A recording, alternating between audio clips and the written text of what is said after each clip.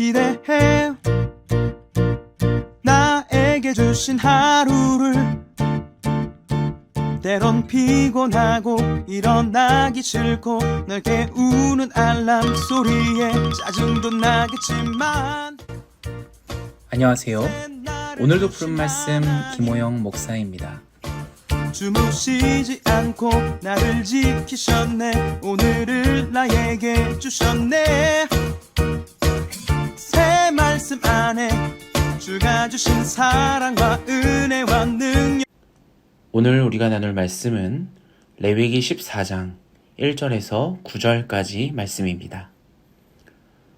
여호와께서 모세에게 말씀하여 이르시되 나병 환자가 정결하게 되는 날의 규례는 이러하니 곧 그 사람을 제사장에게로 데려갈 것이요 제사장은 진영에서 나가 진찰할지니 그 환자에게 있던 나병 환부가 나았으면 제사장은 그 정결함을 받을 자를 위하여 명령하여 살아있는 정결한 새 2마리와 백향목과 홍색 실과 우슬초를 가져오게 하고 제사장은 또 명령하여 그 새 하나는 흐르는 물 위 질그릇 안에서 잡게 하고 다른 새는 산채로 가져다가 백향목과 홍색 실과 우슬초와 함께 가져다가 흐르는 물 위에서 잡은 새의 피를 찍어 나병에서 정결함을 받을 자에게 7번 뿌려 정하다 하고 그 살아있는 새는 들에 놓을지며 정결함을 받는 자는 그의 옷을 빨고 모든 털을 밀고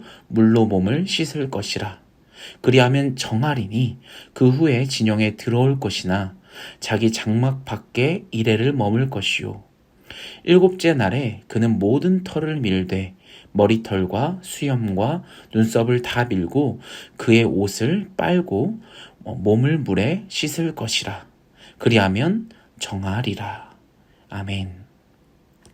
좋은 아침입니다. 오늘 우리가 읽을 말씀은 바로 레위기 14장과 15장에 있는 말씀인데요.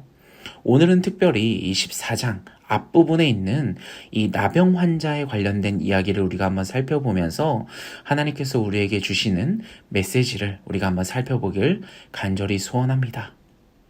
오늘 14장 앞부분 이 1절부터 9절까지의 말씀을 보면 이 나병 환자가 정결하게 된 병이 완치되면서 공동체에서 떨어져 있다가 다시 공식적으로 정결되어지는 그 과정을 우리에게 보여주고 있습니다. 오늘 이 14장을 읽으시면서 여러분 가장 먼저 생각나는 것이 있을 거예요. 바로 우리가 그토록 힘들고 지금도 힘들어하고 있는 바로 코로나 바이러스가 떠오르지 않으십니까? 이 나병이라는 병이 그 당시에도 굉장히 괴롭고 힘들고 이 전염이 되다 보니까 여러분 공동체로부터 격리되어서 살아왔거든요. 오늘 이 말씀을 보면서 이 격리되었던 이 나병 환자가 병이 치료되면서 다시 가족들로 이 공동체로 돌아올 때 얼마나 행복하고 기쁠까 또 설렐까라는 그런 마음이 느껴졌습니다. 여러분들도 대부분이 다 코로나를 걸리시면서 사랑하는 가족들과 또 친구들과 또 공동체로부터 잠깐 분리되는 아픔을 우리가 한 주 동안 겪어보지 않았습니까?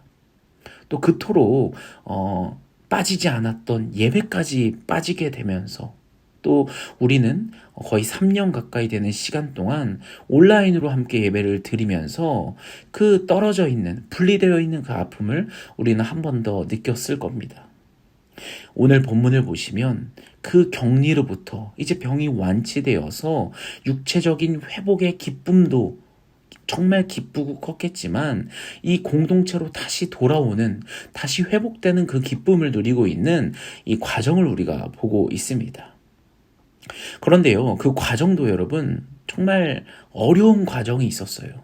우리도 이 코로나 바이러스가 이제 걸리고 나서 한 5일 정도 지나면 계속 체크하지 않습니까? 나의 몸 상태를. 이 나병 환자도 계속 체크를 하면서 여러 가지 규례들로 인해서 그 모든 과정을 다 거쳐야만 공동체로 돌아올 수 있었습니다. 특별히 오늘 4절을 보면요, 굉장히 재밌는 표현이 있는데요. 같이 한번 읽어보겠습니다.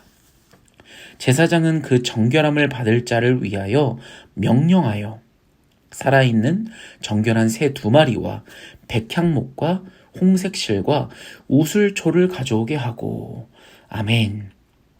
4절을 보니까요, 제사장이 그 정결함을 받을 자를 위하여 라고 표현을 하고 있습니다. 그러니까 환자를 표현할 때 이 환자는, 이 나병 환자는, 이 완치될 자는 뭐 이런 게 아니라 정결함을 받을 자, 뭔가 이렇게 수동태를 사용하고 있습니다. 이 수동태를 사용했다는 것이 정말 중요한 의미인데요. 이 병이라는 것이, 그 당시에 이 나병은요, 스스로 내가 뭔가 노력을 해서 낫는다거나 무언가 치료법이 있다거나 해서 그걸 통해서 낫는 병이 아니었습니다. 일단 나병에 걸리면요, 공동체로부터 분리되고 정말 혼자 그 오랜 기간 동안, 언제 나을지 모르는 혼자 그 긴 시간 동안 정말 있다가 정말 용케 이 병이 고치게 되면 바로 공동체로 돌아오게 되는 경우라는 겁니다. 그러니까요, 이 나병은요, 하나님의 이 은혜가 아니면 나을 수가 없는 병이었다라는 겁니다. 정말 수많은 사람들이 이 경험을 하지 못했겠죠. 하지만 나병이 낫게 되고 정결케 되었다라는 것, 바로 그 주체가 하나님을 경험하는, 하나님 아니면 도저히 나을 수 없다라는 것을 이 당시에 경험하고 있었다라는 거죠. 여러분, 이 정결함을 받을 자, 바로 누구에게 받는 겁니까? 바로 하나님을 통해서 정결함을 받을 자에 대한 규례가 나오고 있는 것입니다. 여러분, 오늘 말씀을 통해서 우리가 무엇을 느낄 수 있습니까? 병이 낫는다는 것, 무언가 이 죄를 사함받는 것과 뭔가 연결되지 않습니까? 우리가 죄를 짓고 그 죄가 사함받기 위해서는 우리의 뭔가 노력이 있어서, 우리의 뭔가 어떤 행동을 해서, 우리가 어떤 치료법을 통해서 그 죄가 용서받는 것이 아닙니다. 이 나병과 같은 모습이라는 거죠. 우리의 죄는요, 오직 바로 하나님의 은혜를 통해서만 가능하다라는 겁니다. 우리 인간은요, 정말 너무 연약해서요, 아무리 많은 노력과 시간과 재물, 그 모든 것들을 다 써보려고 노력합니다. 이 죄를 사해질 수 있기 위해서 말이죠. 아무리 흠없는 사람, 아무리 성자 같은 사람이라 할지라도 죄를 본인의 힘으로 사할 수가 없다라는 겁니다. 오직 누구를 통해서? 바로 하나님을 통해서. 이 부분은 온전히 하나님의 영역이라는 거죠. 하지만 우리 인간은 너무 연약해서 어떻습니까? 내가 하나님이 되려고 하고, 무언가 죄사함을 다른 사람을 통해서 받으려고 하고, 이 하나님을 향한 도전이 계속 이루어졌다라는 겁니다. 사랑하는 여러분, 기억하십시오. 우리의 어떤 노력도, 우리가 가진 어떤 것으로도, 우리의 어떤 열심으로도, 우리의 어떤 행동으로도 우리를 죄에서 깨끗하게 해줄 어떤 방법이 없습니다. 그 유일한 방법은 오직 예수 그리스도, 그분의 보혈만이 우리를 정결케 하신다는 것을 꼭 기억하며 나아가는 우리 모두가 되기를 간절히 소원합니다. 오직 그분의 은혜로만 우리가 하나님의 거룩한 백성이 되는 것이고, 오직 정결하게 되어서 그분 앞에 설 수 있다라는 것입니다. 한 부분만 더 볼까요? 4절에서 7절을 보시면 그 특별한 의식의 내용이 나옵니다. 한번 읽어보겠습니다. 제사장은 그 정결함을 받을 자를 위하여 명령하여 살아있는 정결한 새 2마리와 백향목과 홍색실과 우슬초를 가져오게 하고, 제사장은 또 명령하여 그 새 하나는 흐르는 물 위 질그릇 안에서 잡게 하고, 다른 새는 산채로 가져다가 백향목과 홍색실과 우슬초와 함께 가져다가 흐르는 물 위에서 잡은 새의 피를 찍어 나병에서 정결함을 받을 자에게 7번 뿌려 정하다 하게 하고, 그 살아있는 새는 들에 놓을지며. 아멘. 정말 특별한 의식이 나오죠. 새 2마리를 가져다가요, 한 마리는 흐르는 물 질그릇 안에서 잡습니다. 그리고 흐르는 물은 뭔가 고여있는 물이 아니라 이 흐르는 물로서 뭔가 영생을 뜻하죠. 이 죽임을 당하지 않은 다른 한 마리, 그 한 마리의 새는 살아있는 그대로 우슬초 줄기와 백양문 나뭇가지에 홍색 실로 묶어 이 질그릇 속에 핏물에 담갔다가 꺼냅니다. 그리고 이 나병 환자에게 7번 뿌림으로써 정결하다라고 선언하고 이 새를 들판에 자유롭게 이제 놓아주는 겁니다. 여러분, 교회를 다니신 분들은 대부분 아시겠지만 7은 무엇을 뜻합니까? 완전수를 뜻하죠. 이 7번 뿌림으로써 죽은 새의 피가 묻어있는 그 살아있는 새가 이 들판으로 자유롭게 나가는 모습을 이 나병 환자가 보게 되는 것입니다. 얼마나 멋진 의식입니까? 이 잡혔던 새가 노임을 받아서 자유롭게 이제 날아가는 모습을 보면서 이 나병 환자가 어떤 모습, 어떤 생각이 들겠습니까? 저 새가 나의 모습 같지 않겠습니까? 정말 이 나병으로 인해서 그동안 공동체에서 떨어져서 정말 외롭게 혼자 있다가 정말 저 자유롭게 이제 들판으로 날아가는 그 모습, 그 모습에 무엇이 묻어 있습니까? 피가 묻어 있죠. 그게 무엇을 뜻합니까?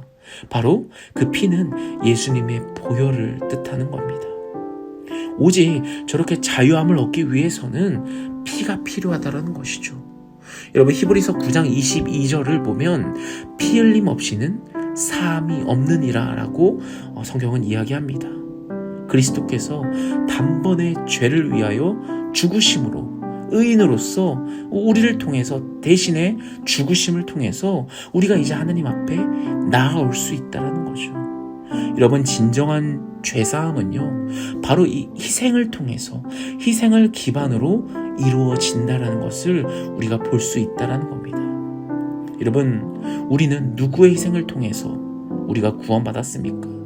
바로 예수 그리스도를 통해서 정말 그분께서 희생하셔서 우리가 바로 하나님 앞에 정한 모습으로 바로 설 수 있게 하시는 것, 그것이 바로 하나님께서 우리를 사랑하시는 방법이라는 겁니다. 사랑하는 여러분, 오늘 레위기 14장 말씀을 통해서 그 나병 환자에 집중하는 것이 아니라 그 나병 환자의 나의 모습을, 그 나병 환자에 담겨있는 나의 모습을 우리가 한번 묵상해 보면서 저 피 흘림, 예수 그리스도의 그 피 흘리신 십자가를 기억하는 오늘 하루가 되기를 간절히 소원합니다. 그분의 희생으로 우리가 이렇게 자유함을 얻고 저 들판으로 날개 뻗어 날아갈 수 있는 그러한 은혜를 주신 하나님께 감사하며 살아가는 우리 모두가 되기를 간절히 소원합니다.